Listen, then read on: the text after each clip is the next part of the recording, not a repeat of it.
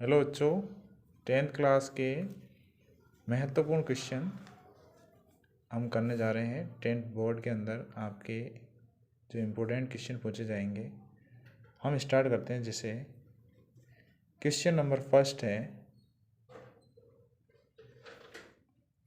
कि यदि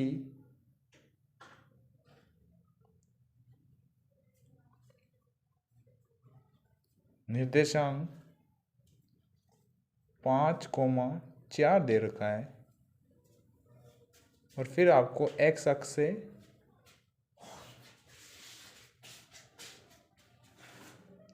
दूरी बताने के लिए बोले। वहाँ एग्ज़ाम में आपका इस तरीके से अगर क्वेश्चन आएगा, हो सकता है 1 नंबर में आ जाए, हो सकता है आपके ऑब्जेक्टिव टाइप में आ जाए। तो आपका आंसर क्या होगा? एक्स अक्ष से दूरी पूछे तो निर्देशांक में y का मान बताना है। तो यहाँ y का मान कितना है? 4। इसलिए आपका आंसर क्या हो जाएगा? 4। क्वेश्चन नंबर 2, यदि निर्देशांक दे रखा आपको -2 और 3 में निर्देशांक की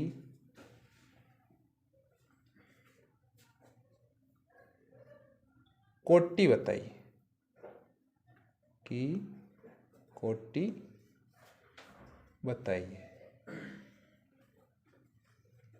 और आपको पता है कि जो x का मान होता है वो भुज कहलाता है और जो y का मान होता है वो कोटि कहलाता है। इस प्रकार हमारी कोटि क्या हुई? इस निर्देशांक की कोटि क्या हुई? कोटि बराबर 3 हो गया। अगर भुज पूछते तो क्या हो जाता? -2 हो जाता। इस प्रकार आपको आंसर देने हैं। क्वेश्चन नंबर 3, कोई सूत्र पूछ ले आपसे। मान लो पूछे कि दूरी का सूत्र लिखिए, तो आपको पता है कि दूरी का सूत्र क्या होता है। हम आप इस तरीके से समझ सकते हैं, जैसे कोई रेखाखंड है जिसका एक बिंदु A है और एक बिंदु B है। एक के निर्देशांक x1 y1 है और दूसरे के निर्देशांक x2 और y2 है। तो AB की दूरी क्या होगी? AB की दूरी क्या होगी? AB की दूरी होगी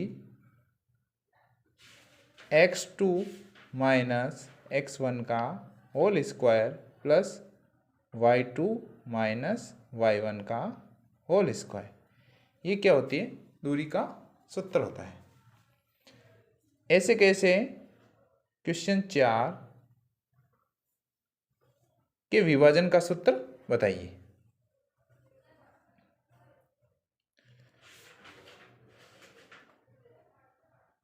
विभाजन सूत्र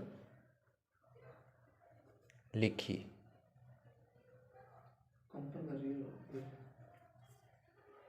विभाजन सूत्र क्या होता है?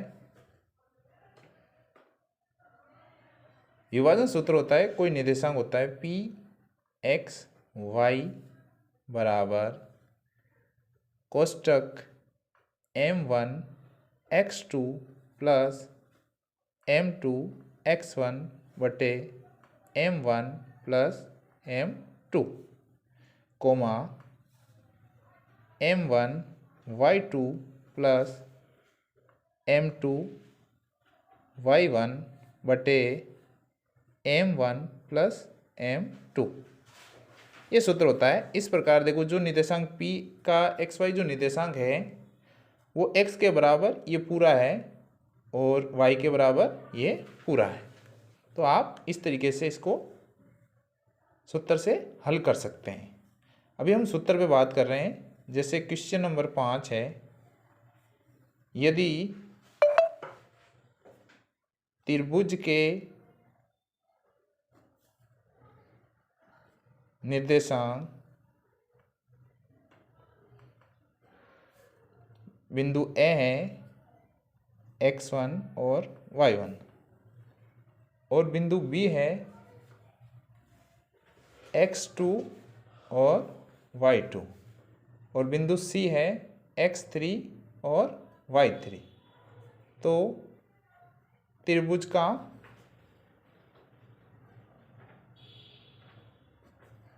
क्षेत्रफल होगा। ऐसा क्वेश्चन जब भी आए और आपको त्रिभुज के 3 निर्देशांक दे रखे हो तो आपको त्रिभुज के क्षेत्रफल का सूत्र क्या होता है, जैसा कि आप जानते हो त्रिभुज का क्षेत्रफल बराबर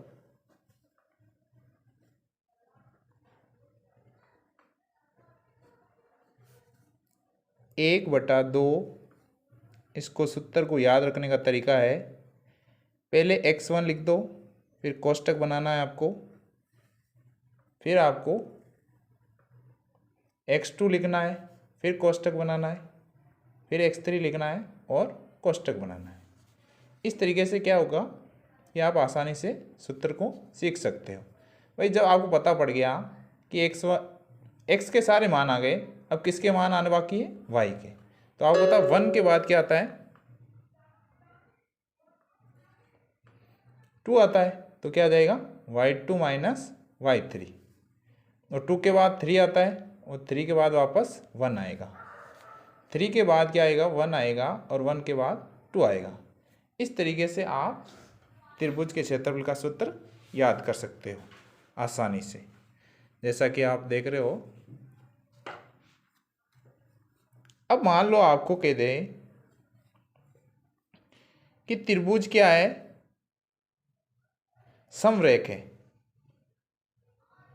त्रिभुज क्या है, त्रिभुज के बिंदु, त्रिभुज के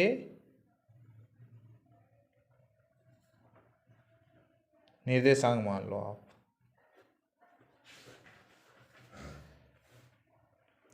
ये आपको जैसे दे रखा है x1 y1 x2 y2, ये बी बिंदु हो गया और सी बिंदु हो गया आपका x3 y3 और ये सभी क्या है, संरेख है। क्या है, संरेख है। तो त्रिभुज का क्षेत्रफल होगा, त्रिभुज का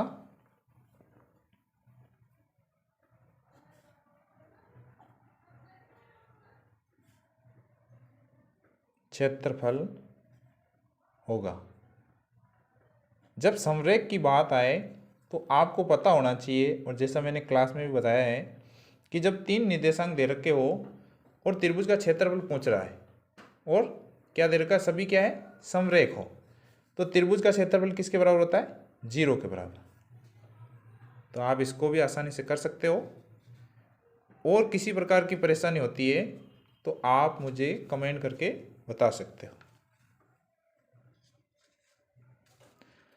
अगर मान लो हम ट्रिग्नोमेट्री में से 1 नंबर का क्वेश्चन आने की बात करते हैं, तो आपको पता है कि जैसे मान लो साइन 48 डिग्री बटे कोस 42 डिग्री आपको दे रखा है और आपको इसका मान पूछते हैं कि इसका मान क्या होगा। तो आपको कुछ नहीं करना है, आपको क्या करना है, दोनों में से एक को बराबर करना है ताकि ये दोनों आपस में कट जाए।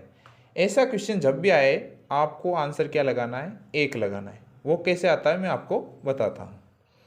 जैसे साइन 48 को ऐसे कैसे लिख दिया, हम किसको चेंज कर रहे हैं, कोस 42 को, तो इसको भी आप क्या लिख सकते हो, साइन 48।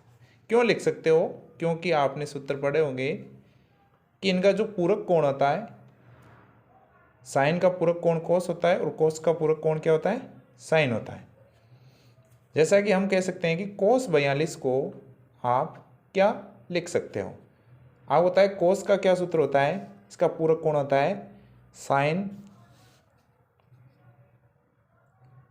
90 माइनस थीटा, 90 माइनस और थीटा, थीटा आपके पास कितना है 42 डिग्री है, और कोस 42 डिग्री बराबर क्या हो जाएगा साइन 42 में से 90 में से 42 गए तो 48 डिग्री। तो हम क्या कर सकते हैं कि कोस 42 की जगह कोस साइन 48 लिख सकते हैं, और फिर ये कटने के बाद क्या आ जाएगा, इसका मान 1 आ जाएगा। कोई क्योंकि आपको पता है कि सेम संख्या होती है तो आपस में क्या हो जाती है, कट जाती है। तो हमेशा ऐसा क्वेश्चन जब भी आए तो आपको आंसर क्या लगाना है, 1 लगाना है। अगर मान लो यही क्वेश्चन इस तरीके से आता कि sine 48 degree minus cos 42 degree, अगर ये इस तरीके से आता तो आप क्या करते हैं, जब ऐसा क्वेश्चन आए तो हमेशा इनका मान क्या होता है, 0 है। क्या होता है इसका मान 0। क्यों होता है, जैसा कि मैंने आप ऊपर बताया है कि जैसे कोस 42 दोनों में से एक को चेंज कर दो, दोनों में से एक को चेंज करेंगे तो दोनों क्या आ जाएगा, जैसे साइन 48 माइनस साइन 48 डिग्री बराबर क्या हो जाएगा 0। तो ऐसा क्वेश्चन जब भी आए आपको इसका आंसर क्या लगाना है, 0 लगाना है। मुझे आशा है कि मैं जो करवा रहा हूँ वो आपको अच्छी तरीके से समझ में आ रहा होगा। ये कब करना है, जब फिक्स मान नहीं होता है। आपको पता है कि ट्रिग्नोमेट्री के अंदर फिक्स मान होते हैं, जैसे 0 डिग्री, 30 डिग्री, 45 डिग्री, 60 डिग्री और 90 डिग्री। इनके मान फिक्स होते हैं। बाकी जो इनके अलावा जो दूसरे कोण होते हैं उनके मान फिक्स नहीं होते हैं। तो आपको इनके मान जिनके फिक्स नहीं होते हैं उनका इस तरीके से करना है, और जिनके मान फिक्स होते हैं वो सारणी से आपको याद करना पड़ेगा।